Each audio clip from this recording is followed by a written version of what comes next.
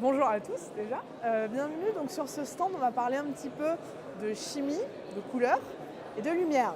Alors avant de faire des petites expériences, il faudrait déjà comprendre ce que c'est que la couleur. Pour pouvoir voir de la couleur, il nous faut 3 éléments.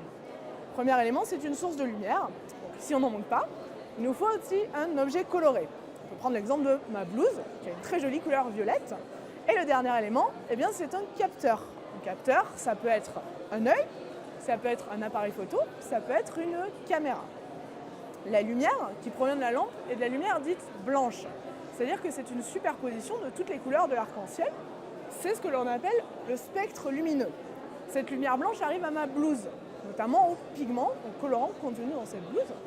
Et les pigments de ma blouse, ils vont modifier cette lumière, ils vont en absorber une partie et en laisser passer une partie. La partie qui arrive à vos yeux, c'est la partie violette du spectre. Celle-ci, et tout le reste du spectre est absorbé. Donc, une molécule colorée l'est à cause de sa structure chimique qui a la capacité d'absorber une partie du spectre lumineux. Ainsi, si on fait une réaction chimique qui transforme la structure d'une molécule, on va transformer sa couleur. C'est ce qu'on va faire dans notre première expérience. Donc je mets des gants. Je vais commencer par mettre un certain volume de soude, à savoir 8 ml, dans mon petit flacon de démonstration. Je mets ma soude qui est donc une solution sans couleur. Le deuxième élément que l'on va rajouter, c'est du glucose. Le glucose, c'est un sucre que vous connaissez peut-être, on le trouve dans les bonbons notamment. Et c'est ce glucose qui va nous permettre de réagir avec la molécule d'intérêt, la molécule colorée. Donc pour le moment, on a mélangé 2 solutions incolores. Ce n'est pas très intéressant pour faire des expériences avec la couleur. Donc on va rajouter notre colorant. Le colorant, c'est du carmin d'indigo. On va simplement en rajouter quelques gouttes. Et on va voir apparaître une couleur vert très foncé. Cette couleur va s'éclaircir tout doucement, donc ici on dirait presque du noir, mais cette couleur va se modifier petit à petit. Alors il va falloir être un petit peu patient, on va attendre quelques minutes. Donc on voit une jolie couleur verte, et au bout de quelques instants, on constate que notre solution devient rouge et plus du tout verte. Si on patiente encore un petit peu, on va voir que la solution ne s'arrête pas là. Donc au bout d'un petit moment, on voit que notre couleur rouge s'éclaircit progressivement. On passe par un joli orange. Et puis, notre patience finit par être récompensée. On arrive jusqu'au jaune. Donc là, on a pu voir l'effet du glucose, du sucre qu'on a introduit. Ce glucose, c'est ce qu'on appelle un réducteur. C'est-à-dire qu'il va réagir avec notre colorant, notre carmin d'indigo. Et il va transformer cette molécule pour la faire passer d'une molécule verte à une molécule rouge, puis enfin à une molécule jaune. C'est notre réaction de réduction. Mais on peut également faire la réaction en sens inverse.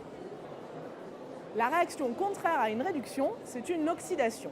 Et pour réaliser une oxydation, on a besoin d'un oxydant.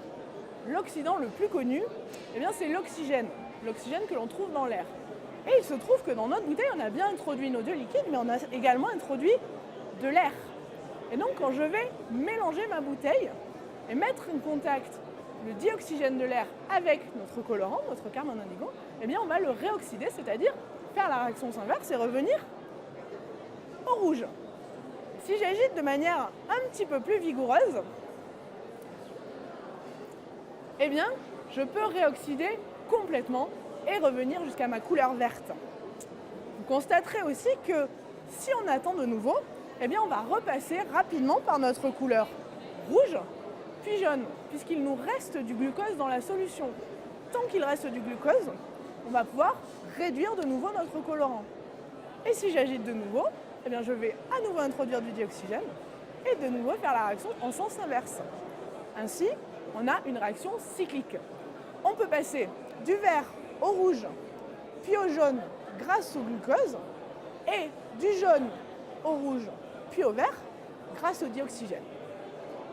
Je vous propose donc de refaire l'ensemble pour voir tout le cycle de d'oxydoréduction.